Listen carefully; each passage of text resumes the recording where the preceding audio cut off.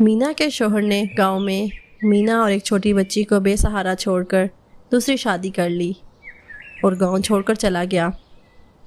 मीना का गांव में भी कोई नहीं था तो वह गांव छोड़कर शहर में अपनी चच्ची के पास आ जाती है।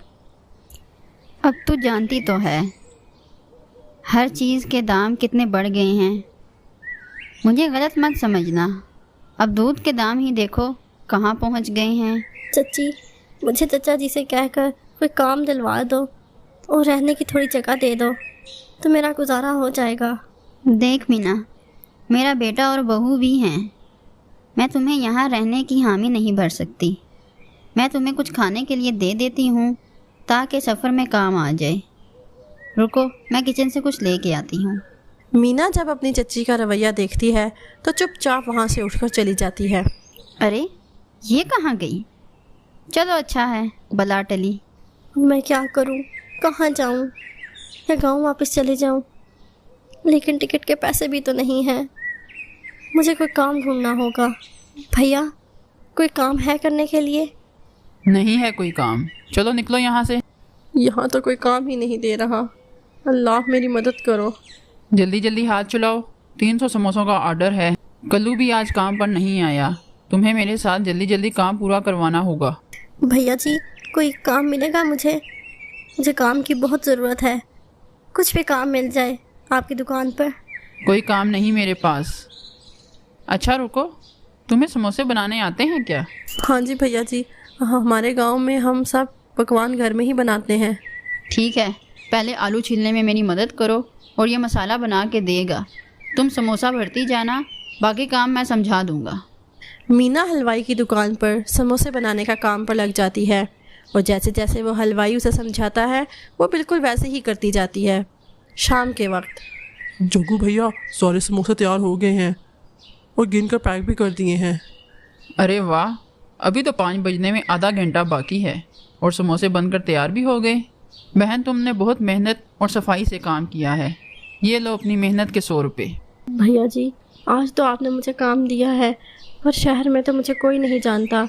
मेरे लायक कोई काम हो तो मुझे बताइएगा। ठीक है बहन, तुम 1-2 दिन में आकर पता करना। अगर कुछ हो सका तो मैं तुम्हारी मदद करूँगा। जग्गू भैया, सामने रेलवे स्टेशन में बहुत से लोग हमसे समोसे लेकर बेचते हैं और क्यों ना इन्हें भी यही काम दे दिया जाए। हाँ गोलू, ये बहन मेहनती है, काफ़ी शरीफ और ईमानदार भी है। इसे वापस बुला कर ला ज़रा। भैया जी, आपने बुलाया मुझे? हाँ बहन, मैं सोच रहा था तुम्हें काम की ज़रूरत है। तुम्हारे साथ एक छोटी बच्ची भी है, कहाँ इसे लेकर बैठोगी? सामने रेलवे स्टेशन पर तुम समोसे बेचने का काम करोगी? तुम मेरे से समोसे लेकर बेच सकती हो। हाँ भैया जी, मैं ये काम कर सकती हूँ। अपनी बच्ची को पालने के लिए मुझे मेहनत करनी ही होगी। ठीक है, तुम आज से ही काम पर लग जाओ और समोसे बेचने शुरू कर दो।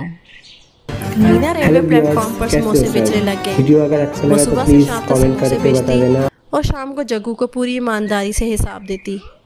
ये ले भैया जी, आज का हिसाब एक बार गिन लेना।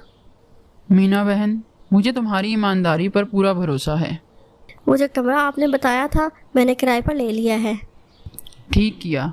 फुटपाथ पर बच्ची के साथ इधर उधर भटकने से तो बेहतर है कि एक ठिकाना तो मिले तुम्हें। मीना इसी तरह एक दिन प्लेटफॉर्म पर समोसे बेच रही थी। क्या हुआ बेटा, तुम अकेले क्यों खड़े हो? तुम्हारे माँ बाप कहाँ हैं? ओ चोरनी, मेरे बच्चे को उठाकर भाग रही थी तू? नहीं नहीं बहन, ये बच्चा अकेला खड़ा हुआ था तो मैं पूछ रही थी कि अकेले क्यों खड़े हो, तुम्हारे माँ बाप कहाँ हैं? क्या हुआ, ये शोर कैसा है? देखो जी, ये हमारे बच्चे को लेकर भागने वाली थी। मीना, गुड्डू के पापा? अरे छोड़ो ना, ट्रेन चलने वाली है, गुस्सा मत करो, जाने दो। अपने शौहर को किसी और के साथ देखकर मीना की आंखों में आंसू आ जाते हैं। वो वापस दुकान पर आ जाती है। गोलू, ये कौन है जो जग्गू भैया को हिसाब दे रही है? अरे ये मीना है। जब तू छुट्टी पर था तो तेरे पीछे जग्गू भैया ने इसे काम दिया। बेचारी गरीब सारा दिन प्लेटफॉर्म पर समोसे बेचती है। कल्लू, वो मैंने तुझे शादी वाले घर का पता लिखवाया था। ये मिठाई के डब्बे वहाँ पहुँचाने हैं। अच्छा मीना बहन, इनके यहाँ आज शादी है। वो लोग मुझे अच्छे से जानते हैं। इन्हें शादी के छोटे मोटे कामों के लिए एक औरत भी चाहिए। तुम चाहो तो वहाँ जा सकती हो, तुम्हारे कुछ पैसे भी बन जाएंगे। कल्लू जा रहा है, वो तुम्हें साथ ले जाएगा। ठीक है भैया जी, मैं चली जाती हूँ। मीना कल्लू के साथ शादी वाले घर में चली जाती है। ये मिठाई के डब्बे भैया जी ने भिजवाए हैं और ये मीना है। आपको घर के कामों के लिए एक औरत की ज़रूरत थी तो जग्गू भैया ने इसे भिजवा दिया। ठीक है, ये मिठाई के डब्बे अंदर रख दो। और तुम मीना किचन में जाकर नाश्ते की प्लेट्स पड़ी हैं, वो मेहमानों के आगे लगानी है। कल्लू मिठाई के डब्बे मेज़ पर रखते हुए वहाँ पड़ी एक घड़ी देख लेता है और चोरी की नीयत बना लेता है। ये घड़ी तो बहुत खूबसूरत है, किसी को क्या पता चलेगा। चुपचाप जेब में डालकर निकल जाता हूँ। अच्छा मालकिन जी, मैंने मिठाई के डिब्बे अंदर रख दिए हैं, मैं चलता हूँ। मम्मी, मेरी घड़ी नहीं मिल रही है। मैंने यही मेज़ पर रखी थी कि तैयार होकर पहनूंगा। तुम्हारी घड़ी ऐसे कहाँ जा सकती है? हम तो घर के ही हैं, अभी तो मेहमान भी नहीं आए। इधर उधर ही कहीं रखती होगी। मम्मी, मैंने सारे घर में देख लिया है, कहीं नहीं है घड़ी मेरी। ये औरत ही बाहर से आई है। मीना, इधर आ ज़रा। आपने बुलाया मुझे? सच सच बता, घड़ी तूने चुराई है? नहीं, मैंने कोई घड़ी नहीं चुराई। बेटा, पुलिस को बुला ज़रा, फिर ये सच बोलेगी। मीना रोने लगती है कि तभी रुक जाइए, असली मुजरिम मीना नहीं है, ये कल्लू है। इसने ही आपके घर से घड़ी चुराई है। मैं इसे खुद पकड़ कर लाया हूँ। मैंने दुकान पर इसके हाथ में घड़ी देखी तो मैंने इससे पूछा कि इतनी महंगी घड़ी कहाँ से आई। डराने पर इसने मुझे सच बताया। मीना बहन चोर नहीं है, ये बहुत ईमानदार हैं। मेरे साथ पिछले कई महीनों से काम कर रही हैं। मैं इसे अच्छे से जानता हूँ। मुझे माफ़ कर दो बेटी, मेरे से गलती हो गई। मैंने बिना सोचे समझे तुम पर इल्ज़ाम लगा दिया। नहीं, कोई बात नहीं, आपकी घड़ी मिल गई, यही सुकून की बात है। भैया जी, आज आपने मुझ पर चोरी का इल्ज़ाम लगने से बचा लिया। मीना, आज से तुम मेरे घर पर काम करोगी, मैं तुम्हें अच्छी तनख्वाह दूँगी। ये तो बहुत अच्छी बात है। इस तरह तुम अपनी बेटी का ज़्यादा अच्छे से ख्याल रख सकती हो। मीना उसी घर में काम करने लग जाती है और अपनी बेटी की अच्छी परवरिश करती है।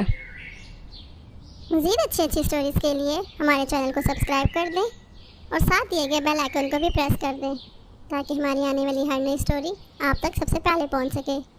और साथ ही साथ हमारी वीडियोस को लाइक और अपने फ्रेंड्स और फैमिली के साथ शेयर कर दें। Thanks for watching.